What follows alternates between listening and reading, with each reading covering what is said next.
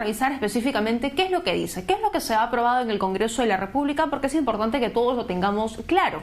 Ese texto consensuado, porque sabíamos que habían varios proyectos de ley de varias comisiones, se armó un texto consensuado, ese debate que inició además el día viernes se tuvo que suspender porque no había consenso entre las bancadas, entre las agrupaciones políticas, se retomó el día de ayer desde muy temprano y terminó la noche con la aprobación de lo que tenemos ya mismo en pantalla. La devolución de los aportes para los aportantes, exaportantes a la ONP. Se les devolvería una UIT, es decir, 4.300 soles. Para poder acceder a ese dinero habría que enviar una solicitud y se entregaría el 50% 30 días después de haber sido aprobada esa solicitud. El resto del dinero, es decir, el 50% restante, se entregaría 90 días después, efectivamente, 90 días después de que se entregó el primer abono, y eso para tenerlo bastante claro.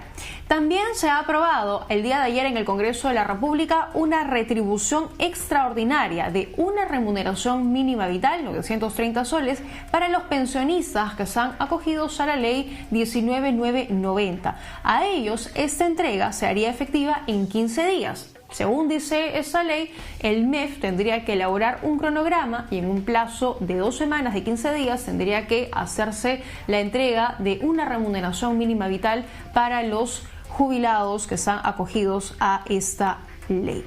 Eso es lo que dice, pero ojo, no quiere decir que automáticamente esto se va a dar.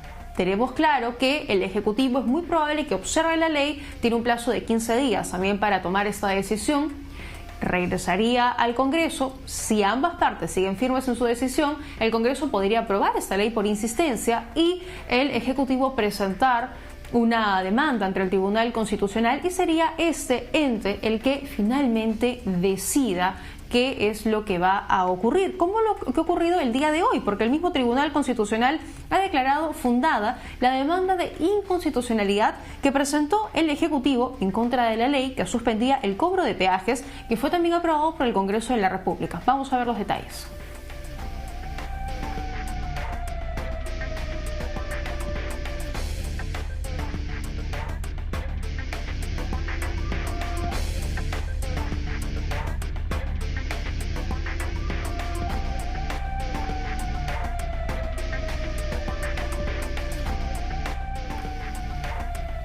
Muy bien, vamos a conversar de inmediato con Óscar Urbiola Jani, expresidente del Tribunal Constitucional. Ya está con nosotros para analizar lo que ha ocurrido el día de ayer en el Congreso de la República y cuál es el proceso que podría seguir. Gracias por acompañarnos. Bienvenido a Las Claves del Día. Tatiana, muy buenas noches. Muchas gracias por la invitación. A usted, gracias por acompañarnos. En primer lugar, nos gustaría conocer si es que desde su punto de vista esta ley del retiro de aportes de la ONP que ha sido aprobada el día de ayer en el Congreso de la República tiene matices, tiene tintes de inconstitucional. Tatiana, no solo tintes o matices, es inconstitucional por donde la mire. Si nosotros observamos el aspecto formal, es decir, todos los requisitos que debe cumplir un proyecto de ley para convertirse en ley, vamos a ver que no se han cumplido. En principio, los dictámenes que pueden haber salido de la respectiva comisión no han sido los que finalmente se han aprobado. Pareciera de que en el debate, que ha sido amplio y sobre todo hasta altas horas de la noche, se ha aprobado otra cosa totalmente distinta de la que se venía conociendo. Esto evidencia de que se ha aprobado un proyecto de ley sin el dictamen correspondiente de una comisión, porque en lo que ha resultado votado en el Congreso incluye, por ejemplo, una asignación o bonificación para todos los pensionistas equivalente a un ingreso mínimo vital, que no es parte previsional y que supuestamente se van a pagar con los recursos de los jubilados, es decir, con los recursos del fondo de jubilación, que es un fondo de caja única que es intangible por mandato del artículo 12 de la Constitución. Por otro lado, también el sistema de votación que ha venido utilizando el Congreso de la República en las sesiones virtuales, bajo la intervención de los voceros de cada grupo político, hoy el Tribunal Constitucional ha dicho que eso es inconstitucional, porque no han emitido su voto de manera personal, como lo podrían haber hecho incluso de manera virtual. Esa transgresión constitucional que se convalidó a través de una modificación del reglamento del Congreso, el Tribunal Constitucional ha dicho de que no es compatible con la Constitución y ha establecido una interpretación que es obligatoria, de tal manera que el Congreso de la República va a tener que observar de todas maneras este sistema de votación. Eso en cuanto a la forma. Y en cuanto al fondo, es inconstitucional porque está disponiendo de fondos que, de acuerdo al artículo 12, son intangibles. Por otro lado, también vulnera una disposición final y transitoria de la Constitución que establece que las modificaciones que se pueden introducir en los sistemas previsionales deben observar un equilibrio y una sostenibilidad que permita garantizar el pago de todas las pensiones, no solo las de jubilación, sino también las de invalidez y las de sobrevivientes, que también son beneficiarios del sistema previsional. Por esa razón yo creo que es evidente la inconstitucionalidad, y a ello podemos agregar ya como yapa, podríamos decir, que el Congreso de la República se ha inmiscuido en funciones que son de estricta competencia del Ejecutivo, porque no tienen iniciativa en el gasto, y el único órgano competente para manejar la hacienda pública, por mandato del artículo 118 de la Constitución, es el Ejecutivo a través del Presidente de la República. Todo esto hace que yo le pueda afirmar categóricamente de que esta disposición que pretende convertirse en ley es inconstitucional por donde la mire, Tatiana.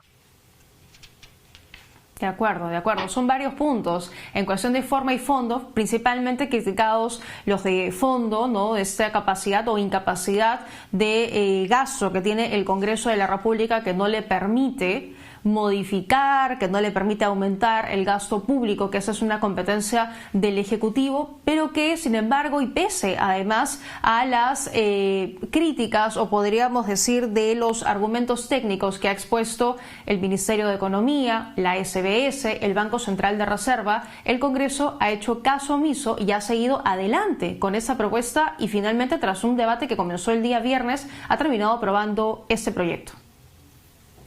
Así es, efectivamente. Pareciera de que el Congreso de la República no quiere entender razones y menos quiere acatar las disposiciones constitucionales.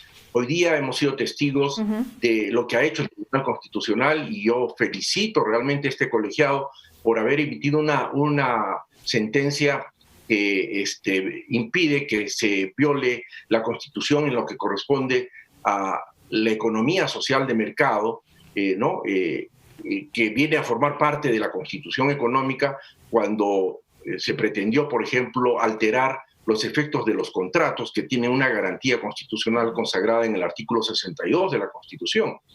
Y por otro lado, lo bueno de esta sentencia es que adicionalmente ha puesto fin a este procedimiento de votación, donde los voceros de las distintas bancadas del Congreso muy alegremente expresaban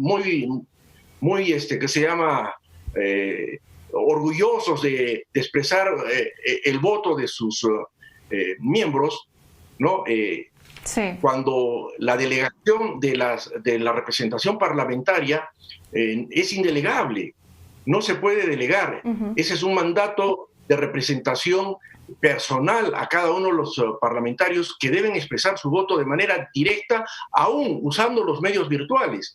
¿Acaso no hemos visto intervenir a los parlamentarios en las sesiones exponiendo sus ideas? De la misma forma, ¿no podrían haber expresado su voto? ¿Por qué tiene que el vocero decir que fulano y mengano votaron en tal o cual sentido? Eso es inconstitucional, y eso se ha acabado hoy día. Y eso está generando una inconstitucionalidad que seguramente más tarde va a tener que ser declarada también por el Tribunal Constitucional. Este Congreso tiene que aprender que existen normas, reglas que debe observar, y por muy Congreso que sea, no las puede violar. Y en ese sentido, doctor Urbiola, el Congreso viene aprobando varias leyes, varios proyectos en materia económica que están generando esos conflictos con el Ejecutivo y que están terminando en el Tribunal Constitucional. Y es muy probable que también ese relacionado a los aportes de la ONP vaya a tener el mismo recorrido. Evidentemente, es casi seguro de que una serie de proyectos, ¿no? Como el que se ha aprobado últimamente sobre el acaparamiento, la especulación, que también adolece de una serie de efectos y es evidentemente inconstitucional, también por la forma y por el fondo. Por la forma porque se nota que la votación es totalmente irregular, y por otro lado, en el fondo, la economía social de mercado no permite interferencias en las reglas de la oferta y la demanda, que son parte de la libertad de competencia que consagra nuestro modelo económico.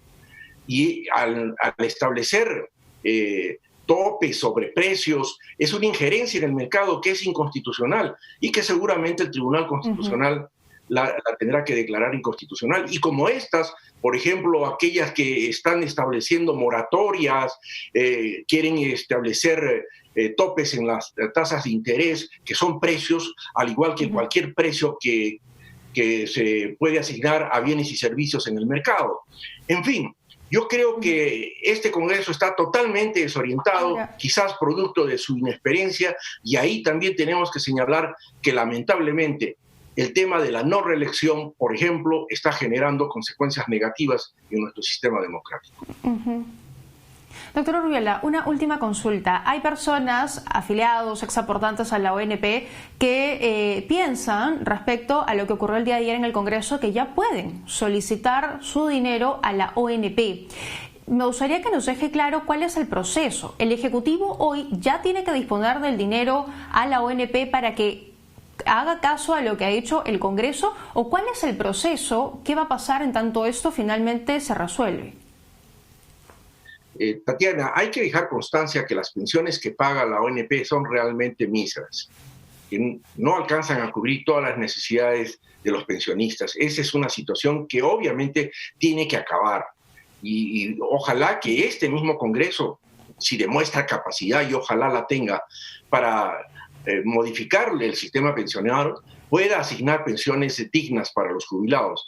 Pero lamentablemente el Congreso está jugando con la expectativa y la ilusión de los pensionistas. Esta no es la forma, y los está ilusionando, porque si el Congreso insiste en este proyecto que es descabellado, porque adicionalmente de asignar una remuneración mínima que no es pensión y que por tanto es desnaturalizar el sistema pensionario, que es intangible, esto puede terminar con una observación en el Ejecutivo, quizás con una aprobación por insistencia y luego en el Tribunal Constitucional. Pero también les debo decir que el Poder Ejecutivo, en uso de la facultad que le reconoce el artículo 118, inciso 17, puede dictar un decreto de urgencia suspendiendo los efectos de esta disposición por falta de recursos o fondos para cumplir lo que indebidamente ha ordenado el Congreso de la República. El Congreso está jugando con las expectativas de los pensionistas, los está ilusionando, ¿no? Cuando tienen legítima expectativa es cierto, pero los está ilusionando y eso no es ético. Y ahora, eso es sinceramente perseguir el aplauso fácil, que obviamente lo va a tener por la expectativa que tienen. Ahora, el Congreso además ha nombrado a una comisión para nombrar a los nuevos miembros del Tribunal Constitucional. ¿Tendría que esperar a que se resuelva primero esa demanda en el Tribunal Constitucional antes de hacer el cambio o justamente emprender las acciones en ese sentido? Mire, Tatiana, la importancia del Tribunal Constitucional en el sistema democrático es grande, pero por la conducta que estamos viendo en el Congreso de la República, si sigue con esa actitud, creo que no va a tener ni autoridad moral ni capacidad para cumplir con esa delicada función que es elegir a los miembros del Tribunal Constitucional, que ahora estamos viendo es precisamente la institución que está poniendo las cosas en su sitio. Y si este Congreso elige de manera irresponsable a personas que probablemente puedan tener una capacitación, pero no un compromiso de ser fieles cumplidores de la Constitución, es probable que quieran retirar las piedras que se le pone en este momento al Congreso de la República para hacer de la Constitución lo que le da la gana. Entonces, yo creo que el Congreso de la República tiene que reflexionar que no está jugando, está poniendo en riesgo los destinos del país, el sistema económico que tanto beneficio ha traído al país y que nos está permitiendo afrontar una crisis sanitaria de la magnitud que requiere obviamente una cantidad enorme de recursos que si no los hubiésemos acumulado durante casi 20 años de vigencia de un sistema de economía de mercado, hubiera sido realmente nefasto.